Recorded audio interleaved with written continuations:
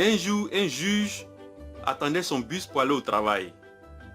Il pleuvait ce jour-là. Le juge avait son parapluie. Et il a vu un jeune qui venait aussi attendre le bus, mais qui n'avait pas de parapluie. Il était mouillé. Et le juge a offert au jeune de se protéger sous son parapluie aussi. Quand le bus est arrivé, ils sont tous montés dans le bus, mais ils sont descendus à 2 arrêts différents. Le lendemain, ce juge a reçu un cas. Il devait juger un cas entre 2 personnes. Il ne connaissait pas la première personne. Mais la deuxième personne était le jeune qui l'avait aidé. Donc le juge a refusé de juger ce cas. Ils ont trouvé un deuxième juge pour juger ce cas. Mais le deuxième juge ne comprenait pas pourquoi le premier juge a refusé de juger ce cas. Parce qu'il disait que c'est pas le jeune qui a aidé le juge, c'est le juge qui a aidé le jeune. Donc le juge, normalement, ne doit rien au jeune. Il se disait que si c'était le jeune qui avait aidé le juge, il pouvait comprendre ça. Parce que la décision du juge pouvait être influencée par ce geste-là. Ce que le deuxième juge ne savait pas, c'est qu'il y a un principe qui dit que le fait d'aider une personne fait que tu aimes cette personne-là.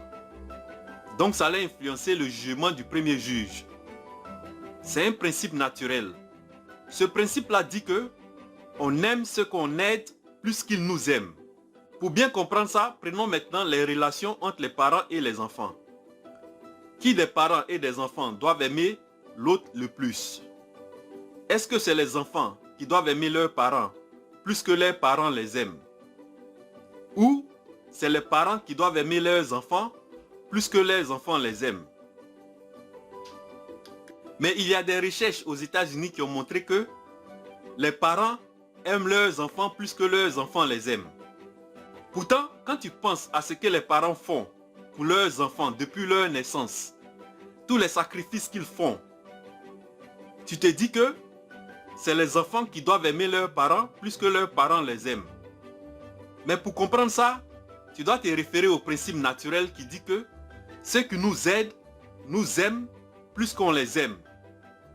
Ce principe-là dit que quand quelqu'un t'aide, ça te rappelle ta faiblesse. Ça te rappelle ton incapacité à pouvoir le faire sans son aide. Ça peut te faire ressentir un sentiment d'infériorité. Ce qui va te pousser à ne pas être reconnaissant ou à ne pas l'aimer plus qu'il t'aime. Heureusement, il y a une solution à ça.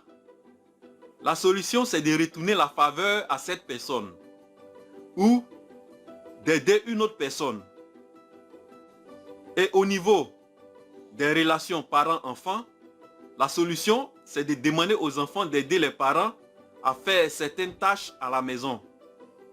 Ce principe dit que si les parents demandent aux enfants de leur aider à faire certaines tâches à la maison, les enfants vont se sentir importants et leur amour pour leurs parents va augmenter. Qu'est-ce que tu penses de ça?